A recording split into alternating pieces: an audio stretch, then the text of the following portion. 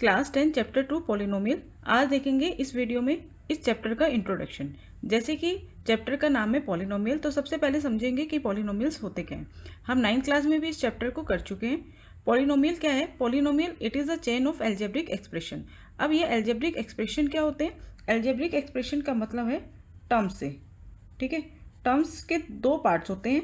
जैसे मैं एक टर्म्स लिख लेती हूँ 3y, तो एक पार्ट होता है हमारा नंबर पार्ट और दूसरा होता है वेरिएबल। इसे हम कहते हैं नंबर, ये कोई भी नंबर हो सकता है, और ये होता है वेरिएबल। वेरिएबल क्या है?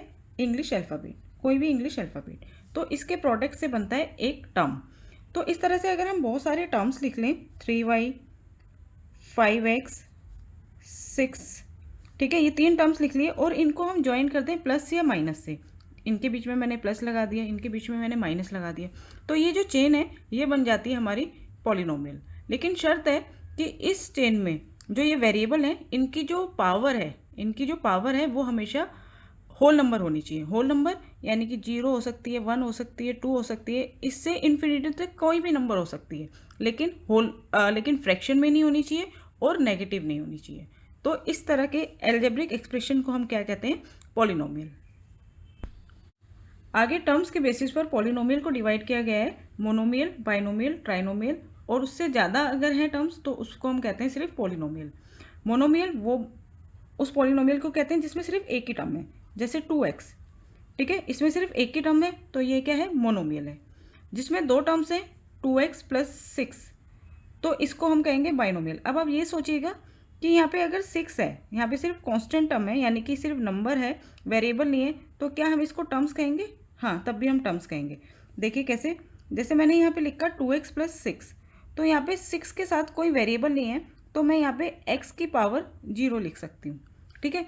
तो ये क्या है? x की पावर 0। हम जानते हैं किसी भी नंबर की पावर अगर 0 है तो उसकी वैल्यू क्या होती है? 1 होती है। तो यहाँ पर x की पावर 0 है, इसलिए इसकी वैल्यू क्या है? 1 है, तो 6 × 1 6 ही रह जाएगा। तो यहाँ कोई ऐसा नंबर जिसके साथ वेरिएबल नहीं है तो वो भी एक टर्म्स होता है, ठीक है। तो बाइनोमियल क्या है? वो पॉलिनोमियल जिसमें 2 टर्म्स होते हैं। उसके बाद ट्राइनोमियल क्या है? वो पॉलिनोमियल जिसमें 3 टर्म्स होते हैं। जैसे हम लिख लें 2x + 6y + 7, तो ये क्या है? ट्राइनोमियल। और अगर 3 से ज़्यादा टर्म्स हो जाएं तो उसको सिर्फ हम पॉलिनोमियल कहते हैं।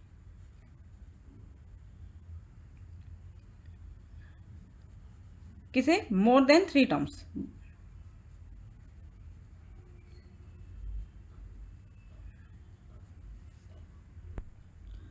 अब हम देखते हैं type of polynomial on the basis of degree.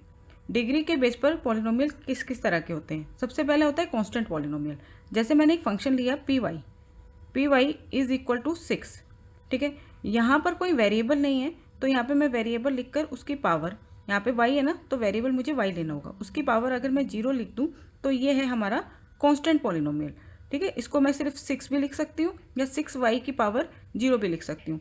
तो कांस्टेंट पॉलिनोमियल को हम 0 पॉलिनोमियल भी कहते हैं, जिसमें कोई वेरिएबल नहीं होता। नेक्स्ट है लीनियर पॉलिनोमियल, वो पॉलिनोमियल जिसमें हाईएस्ट डिग्री जो होती है, ठीक है, यानी कि हाईएस्ट पावर जो होती है वेरिएबल की वो होती है 1। जैसे 2x + 6, तो यहाँ पे वेरिएबल क्या है? x, और इसकी पावर क्या है? 1, तो इसकी डिग्री क्या होगी इस पॉलिनोमियल की? 1 हो गई। इस तरह के पॉलिनोमियल को हम कहते हैं लीनियर पॉलिनोमियल, ठीक है। यहाँ पर आप याद रखेंगे इसकी जनरल जो फॉर्म होती है वो होती है ax + b, और a कभी भी इक्वल नहीं होता 0 के, ठीक है। नेक्स्ट है क्वाड्रेटिक पॉलिनोमियल, वो पॉलिनोमियल जिसमें डिग्री क्या होगी? 2x² + 3x + 5, तो इसकी जनरल फॉर्म क्या होती है? ax² + bx + c, और a जो है वो 0 के इक्वल नहीं हो सकता। फिर होता है क्यूबिक पॉलिनोमियल, वो पॉलिनोमियल जिसमें डिग्री क्या होगी? 3 होगी। जैसे 3x³ + 4x² + 2x + 6, तो ये क्या है? Cubic polynomial. यहाँ पे इसकी हम जनरल फॉर्म लिख सकते हैं ax³ + bx² + cx + d, और यहाँ पे भी a जो है वो = 0 नहीं हो सकता, ठीक है। तो ये बनता है हमारा क्यूबिक पॉलिनोमियल।